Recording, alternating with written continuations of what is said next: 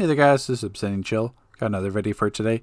I thought I'd do something a little bit different with this tanking footage. This is going to be Atomic face tanking the ads in Crown E, which is just unique to Atomic.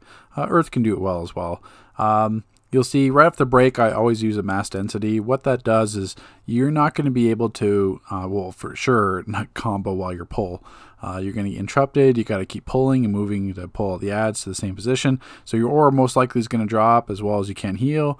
The other side effect is mass density is also a deton in the group. So if the ads come out that maybe you didn't catch it with the first pull, then they're not going to be attacking the group regardless. So that's why I always start off the break with mass density. Because the other part is really there's two moments in this fight that's going to be not so much a panic mode, but there's going to be an issue with survivability for Atomic with face tanking. That's going to be off the break because obviously, like I said, you can't really combo heal. You're jumping and pulling. You're worried about pulling the ads, not worried about surviving.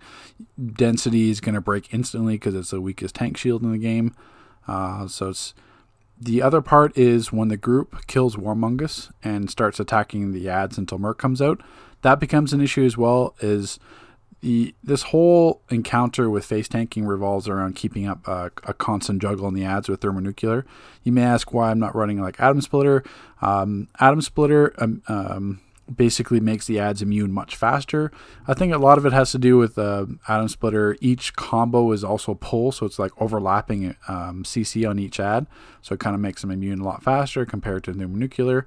So that's why I wouldn't run two combos in this fight, even though you'll see plenty of times where I get knocked out of my combo and have to wait. But it's more important to have another shield in that fight. So the other thing too as well is make sure healers either aren't running the 4-man shield or you're just on top of not getting it canceled out because, like I said, density is the weakest shield.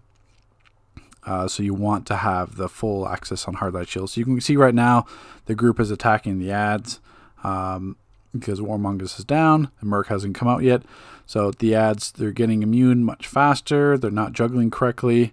And you can see there's a few moments where I take some massive damage, plus running out of the bolt cola because I hate flight tanking. So that kind of cost me there as well. But that's why you're just kind of keeping mass density. Is you're kind of like not so much as like your oh shit button, but like your panic button basically, because that's going to be obviously mass density being the strongest tank shield in the game.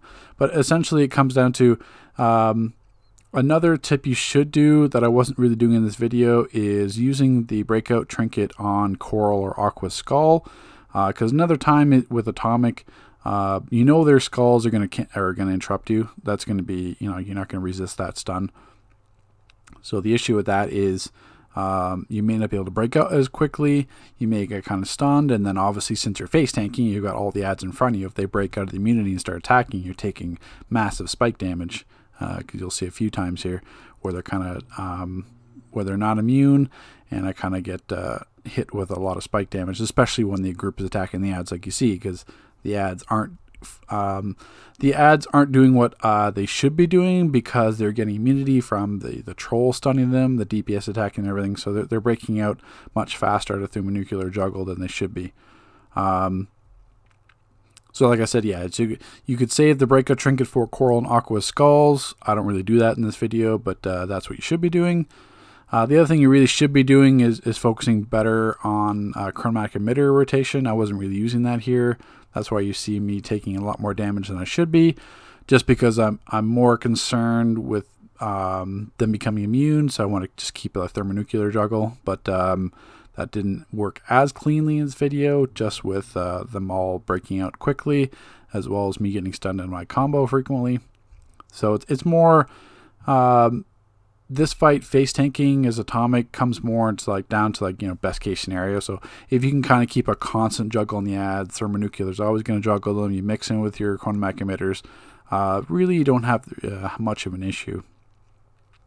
Because you got density rotate, you've got hard light shield rotate, you got mass density if you're really in a panic, and then you've got your combo heals as well. But essentially, it is very viable for Atomic to face tank. I almost feel like it's easier to face tank with Atomic than it is to kite, because kiting becomes more of an issue with keeping your combo up, and the distance you can travel while your combo, because you want to keep the aura up. You have to keep the aura up for the damage absorption in this fight,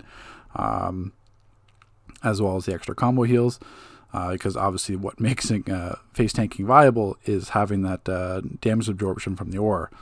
So I feel like it's just a little bit more, I wouldn't say harder, it's just more awkward to kite with keeping the aura up as atomic. That's what I find. So I find it's much more viable, even though it may look kind of more chaotic. It's more viable to face tank as atomic. You just have to just get to a state where you can kind of keep your juggle going. You got mass density every 60 seconds if you need it. As you can see, even though all the times I've used it, I still haven't had a problem earning supercharge, because obviously you're comboing the entire time. You're getting good enough supercharge regen that you're always going to be able to earn it. So you can use it every 60 seconds if you needed to. But it's more, the only times you have to watch out for is the overlapping stuns from Coral or Aquamancer, because say Coral stuns me and then the ads break out from the basically the CC from Thermonuclear, they're all going to lunge me. Like Coral's doing their skull, I can get hit by the snakes and stuff like that. So it basically, there's going to be moments where like all of a sudden your health just goes from 100 to 0 or 100 to 10 real quick in those instances, and that's what you have to watch out for and kind of keep mass density. So always in my back pocket. And it's more that I was keeping my breakout trinket here in this fight, more so that I could always hit mass density. But that was the fight, guys. There's atomic face tanking. I hope you enjoyed the video. Take care, guys.